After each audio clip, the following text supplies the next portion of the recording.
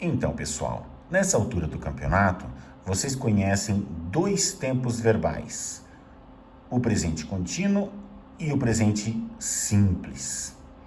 Agora, esses dois tempos verbais, cada um deles tem um auxiliar distinto. Vocês conhecem dois auxiliares.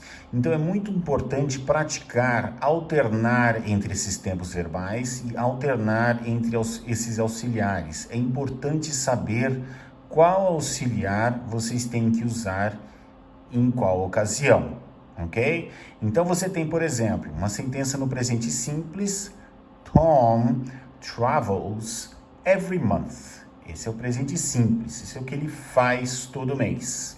Se eu quero transformar essa sentença numa pergunta, o que eu tenho que fazer? Vocês já sabem que toda pergunta na língua inglesa vocês têm que colocar alguma coisa antes do sujeito. No caso de uma sentença no presente simples, sem o verbo to be, o que eu vou colocar antes do sujeito? Do does. No caso do Tom, does. Does Tom travel every month? Does Tom travel every month? Agora, olhem para a sentença abaixo. Tom is traveling now. O que eu tenho depois do Tom? O verbo to be. Se eu quero transformar essa sentença numa pergunta, o que eu vou ter que colocar antes do Tom? O verbo auxiliar to be. Is Tom traveling now? Então, o que aconteceu aqui? Quando você tem o verbo ser ou estar numa sentença, ele que é o auxiliar. É ele que você vai ter que colocar antes do sujeito. Se você não tem o verbo to be, você vai ter que colocar um outro auxiliar, que nesse caso é o que vocês já conhecem, que é o does, que é o auxiliar do presente simples, o does ou o do. Na penúltima sentença aqui, você tem uma outra pergunta.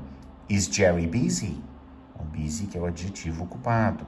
E aí, novamente, essa é uma sentença, uma pergunta em que você tem o verbo ser ou estar. Então, é ele que vai antes do sujeito. Is Jerry busy? A última sentença. Does Jerry work a lot? Então, o que eu não tenho nessa última sentença? Eu não tenho o verbo ser ou estar. Você está perguntando, o Jerry trabalha muito? Não é ele está trabalhando. Então, novamente, o auxiliar antes do Jerry não é o verbo auxiliar to be, é o auxiliar does. Ok? Vamos ver outros exemplos. É muito importante praticar, alternar entre esses dois tempos verbais que vocês já conhecem. Você tem Tom comes from England. Isso aqui é da onde ele vem. O Tom, ele vem da Inglaterra. Eu quero transformar isso numa pergunta, adicionando um advérbio interrogativo, que nesse caso é where. Where does Tom come from? Where does Tom come from?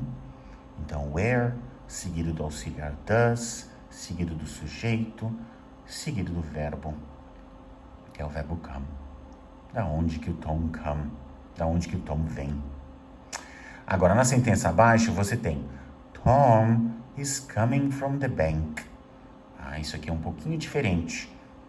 O Tom, ele está vindo do banco, é da onde ele está vindo, não da onde ele vem. Eu quero transformar isso numa pergunta. O que eu tenho agora? Eu tenho o verbo to be, e ele que vai ser o auxiliar da vez. Where is Tom coming from? Da onde que o Tom está vindo? Where is Tom coming from? Então pratiquem, gente, alternem, façam sentenças com esses dois tempos verbais. É preciso muita prática para vocês conseguirem usar isso com naturalidade, né? É muito difícil lembrar que em português que em inglês você tem que colocar alguma coisa antes do sujeito. A gente não faz isso em português, né? Então você tem, por exemplo, de novo a penúltima sentença. Why are you laughing? Why are you laughing? Por que você está rindo? O verbo laugh é o verbo rir.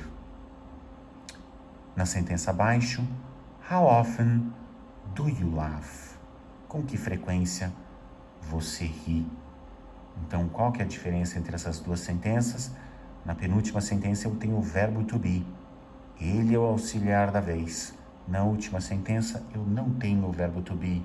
Então eu tenho que colocar um outro auxiliar e nesse caso é o do.